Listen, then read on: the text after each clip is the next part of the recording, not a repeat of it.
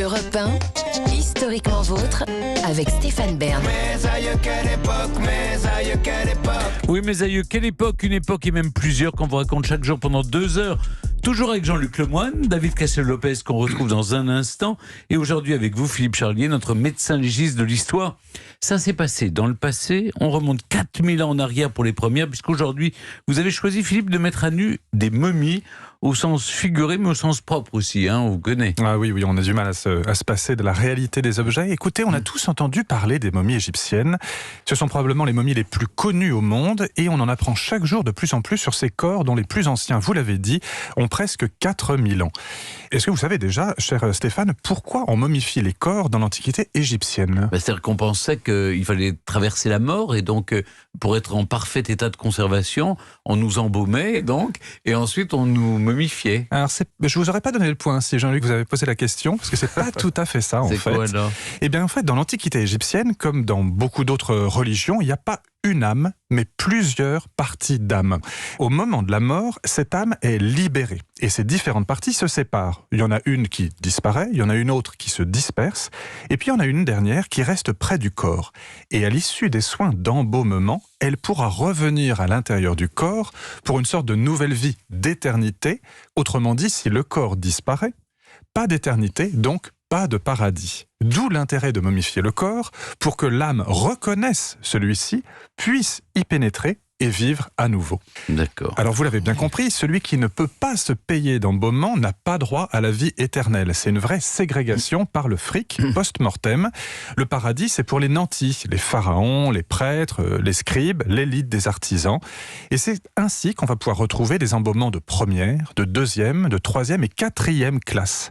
Alors Jean-Luc, je ne sais pas si ça vous évoque quoi ces différentes classes. Est-ce que vous avez une idée de ce à quoi ça fait référence ? C'est comme la SNCF. En fonction de ton argent, tu peux avoir plus ou moins de qualité.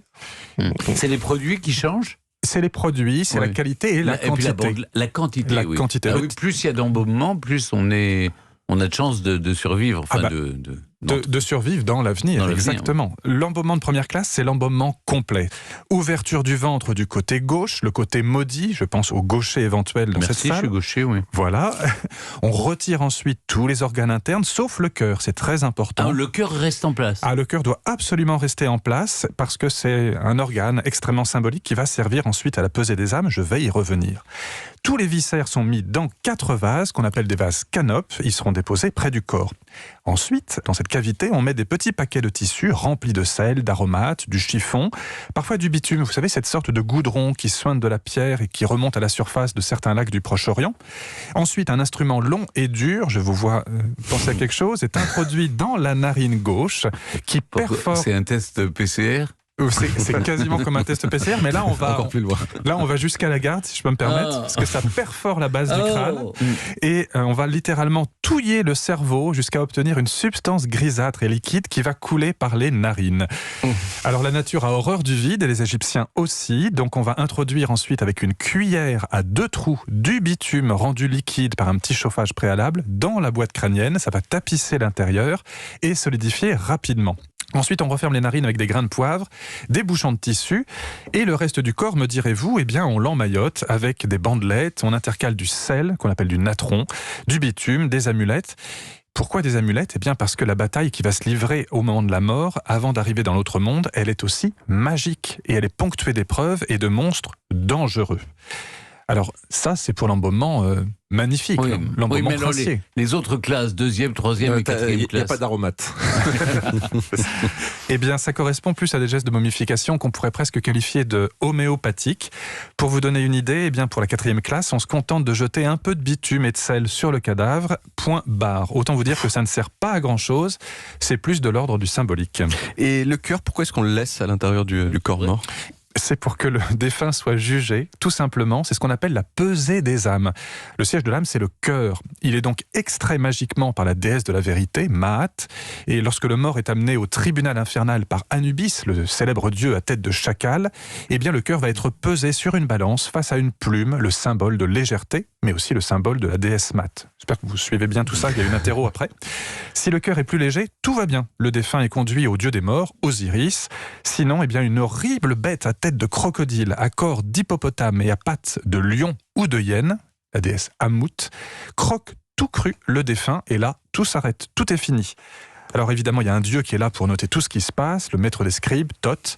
Il a une tête d'ibis, lui. Rien n'échappe à sa sagacité. Et pourtant, il y a parfois quelques tricheries. Les tricheries, comment ça? Et oui, même dans notre monde, tous les coups sont permis pour aller au paradis.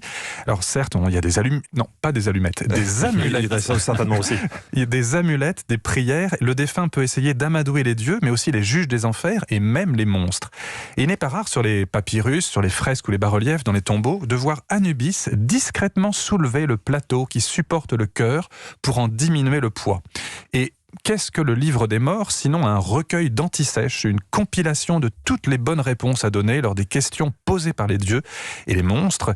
Et il n'y a pas que des momies humaines en Égypte?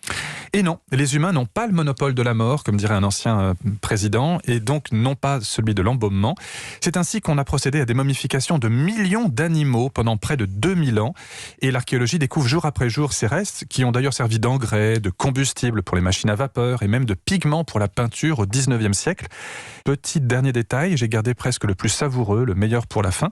Est-ce que vous savez qu'il existe des momies de phallus? Ah non. Et non, et ben voilà, c'est assez peu connu. Et bien, par analogie avec la divinité Osiris, ils étaient sectionnés à la base, momifiés en bloc, à part. Et donc, l'organe ainsi, il était propre à un usage éternel et optimal dans l'autre monde.